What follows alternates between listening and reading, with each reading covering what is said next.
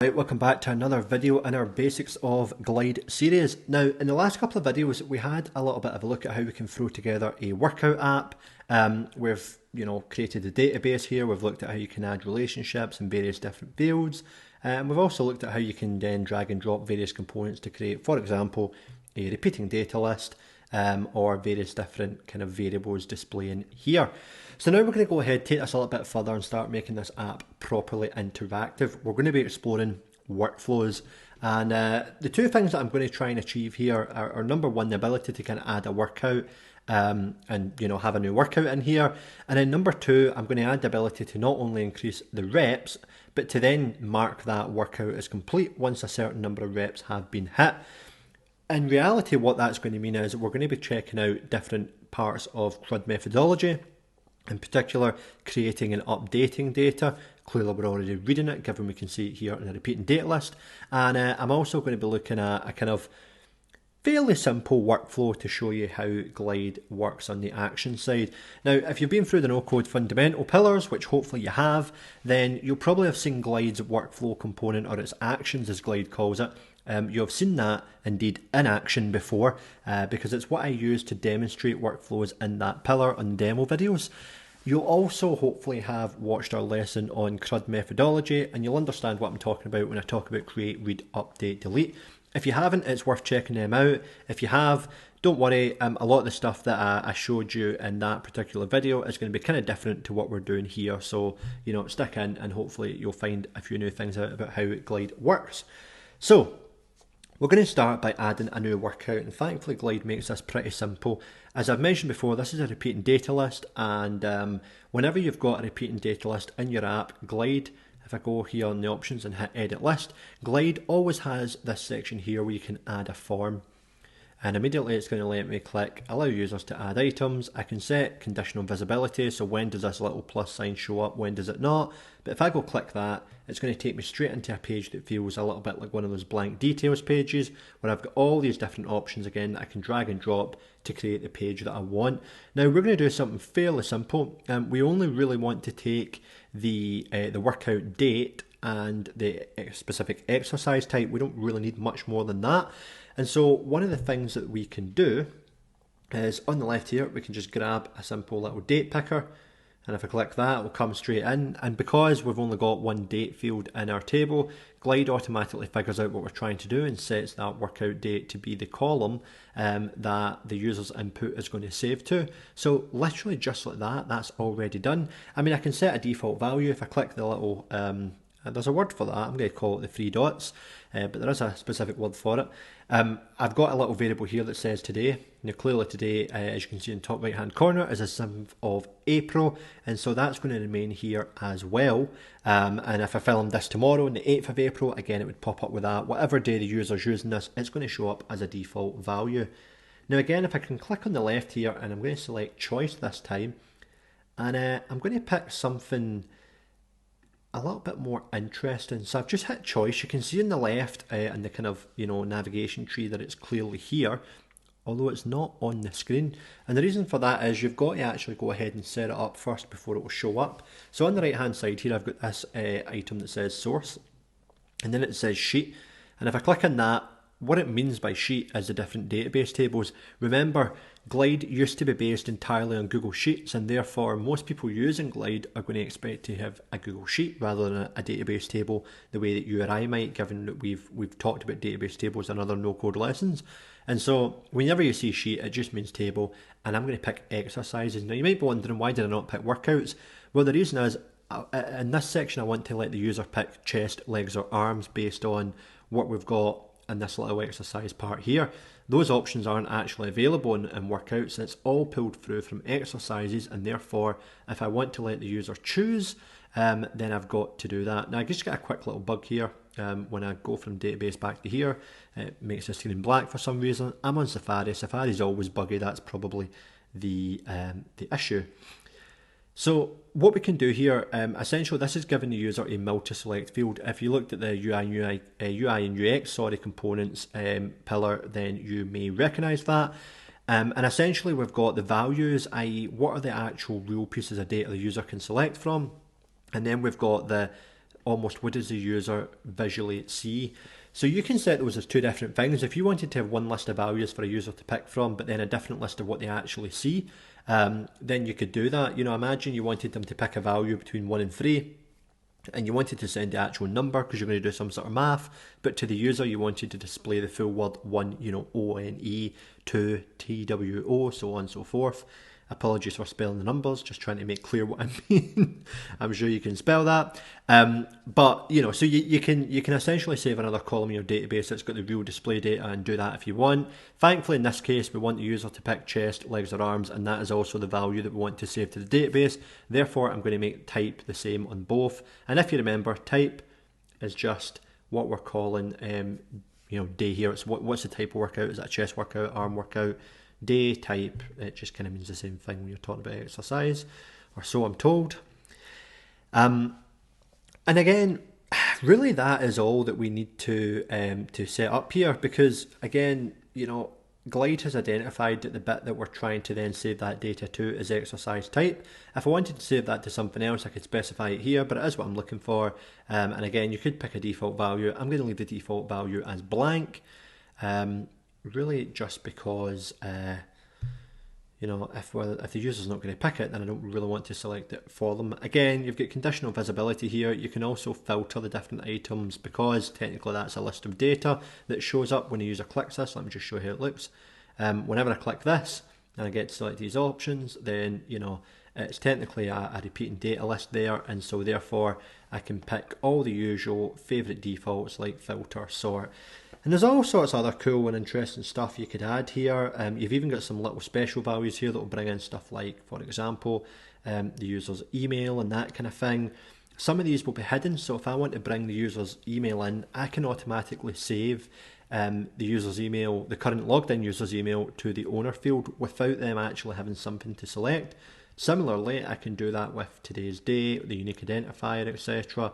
So some of these fields will be available to the user, like signature, for example, if you really wanted that. At the same time, you can hide some of them away if you like as well. So really, really cool functionality. And again, the whole ability to submit it is all just built in, because Glide is really clever that way. So if I go here, exercise type, hit play mode, and I hit legs, and I hit add, and I go to the database, then immediately that's going to show up there. I've got my legs, it's pulled all the exercises through, although it doesn't have any reps yet because, well, I've not actually done the workout yet. And you'll see it, is it the one at the bottom? Yep, I think it's the one at the bottom. You'll see it right in there as well. Clearly there's no unique identifier, and I've got multiple on the same day, but you can see what's happening there as well.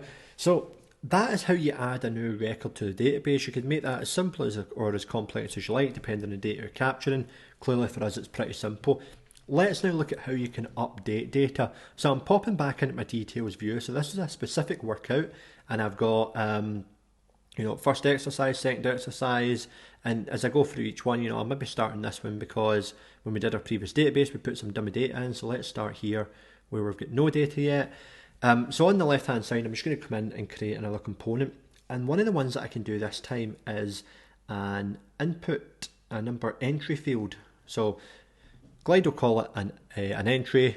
We as kind of generic no coders thinking of multiple tools at once, we would call it an input. So I can grab this numbers input, and when I look in the configuration menu, it's going to ask me what data I'm trying to input to. That could be reps A. I can set a minimum value, which for me would be 0. I can set a maximum value. I'm just going to leave that blank, although it should probably be something like 20, for example. And then that immediately shows up there. I can use this left hand menu to drag it. So, and I can also give that a new name. So I could call that rep count. Oops, there we go. So I've now got this rep count here. I can duplicate that, and I'm going to drag it, and I'm going to set that to reps B, and I'm going to duplicate that again. And it's just giving me this warning on the side, by the way, because right now, until I change that from reps B to rep C, I now have two inputs on the page that are trying to set the rep B field or column, whatever you want to call it, so that could be a bit of a problem. But essentially what happens here now is, because I've put this in here, I can now add reps manually just by hitting that.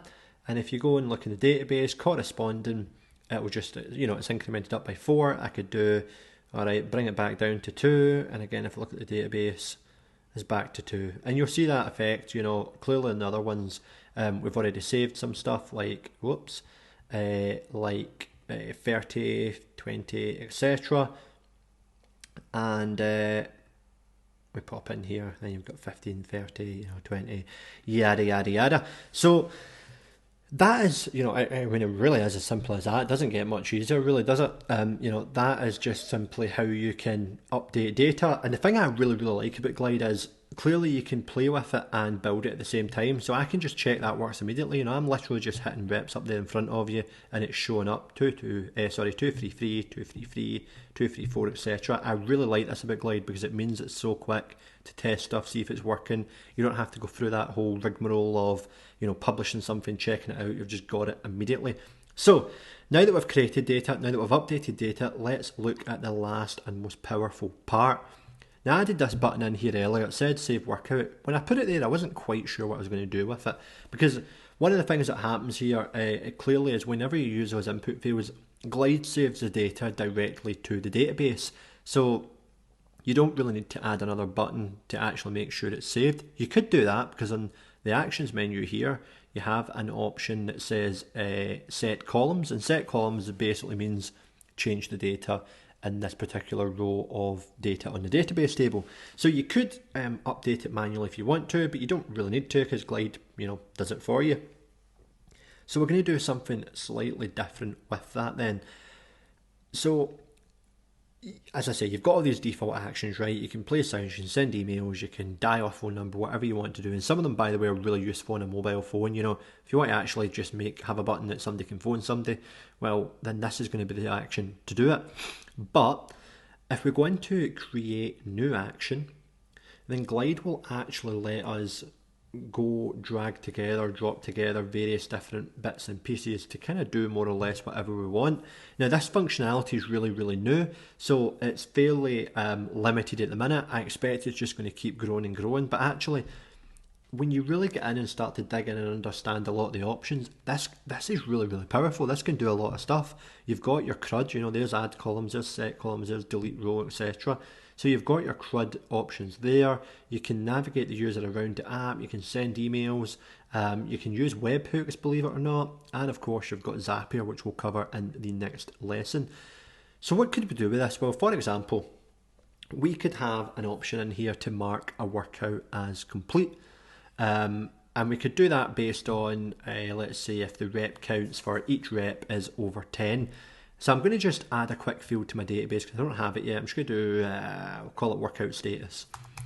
So call this workout status, and we'll just make it text. You should probably make this a boolean, whatever you want to call it, a true or false. But I'm just going to make it text just for demonstration purposes.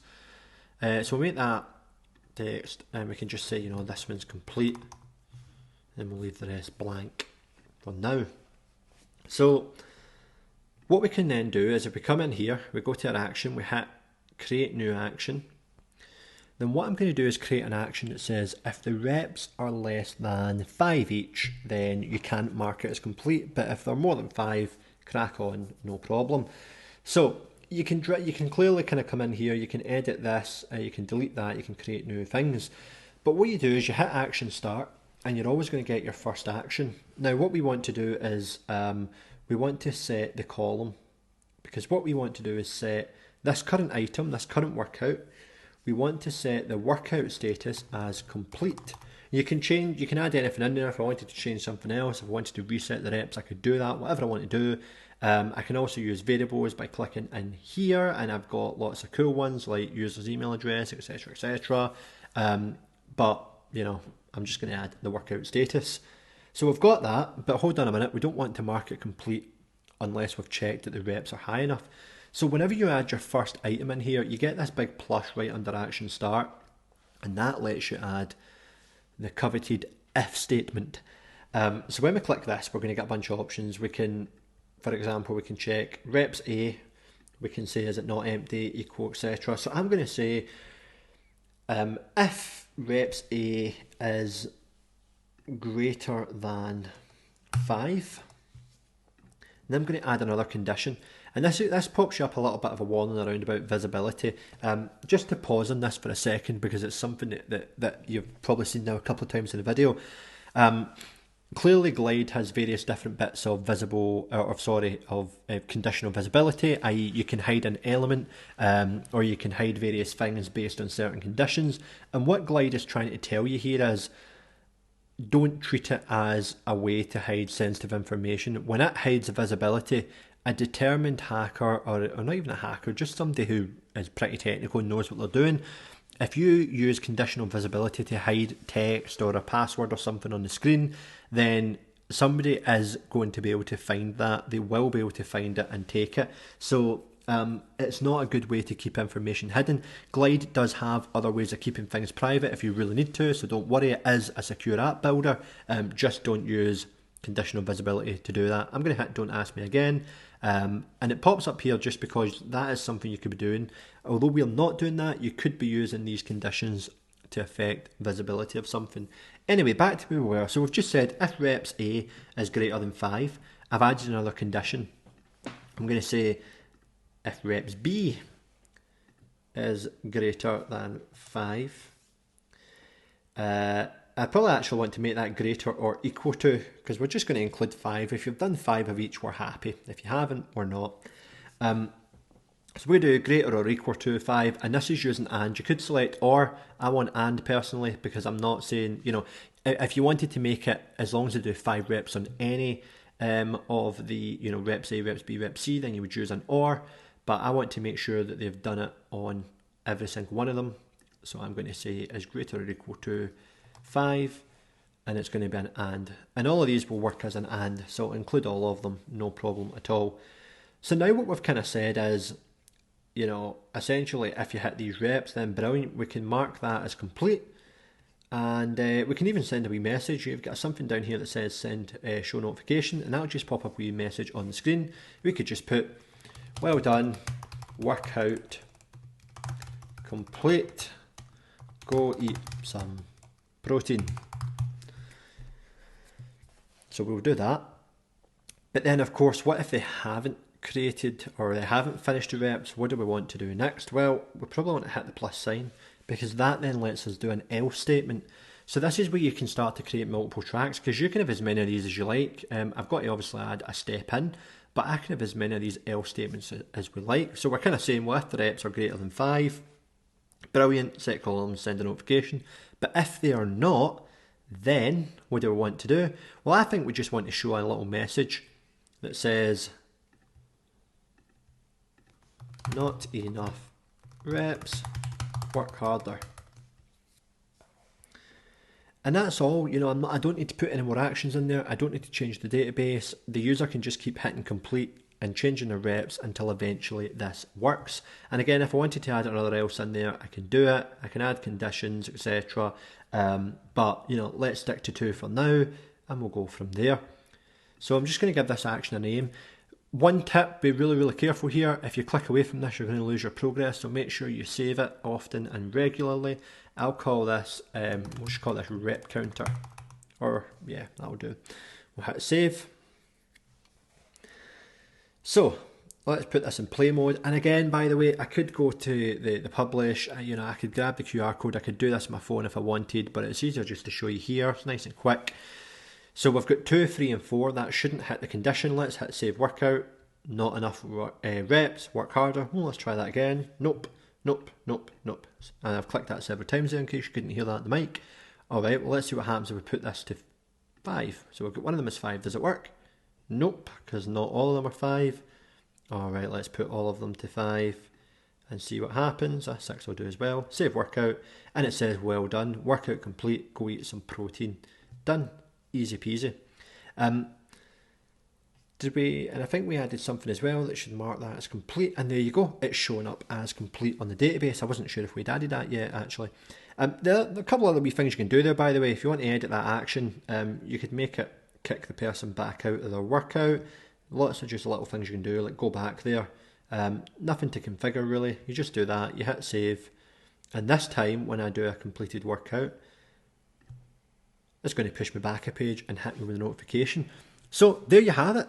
Now we've not only created data in Glide, we've also updated it. We've looked at how you can create custom workflows and actions, and hopefully you agree, you know, at the end of the day, it's some pretty powerful stuff. We've done something really, really simple, but you've got if statements, you've got all these different bits of functionality, you've got everything you need.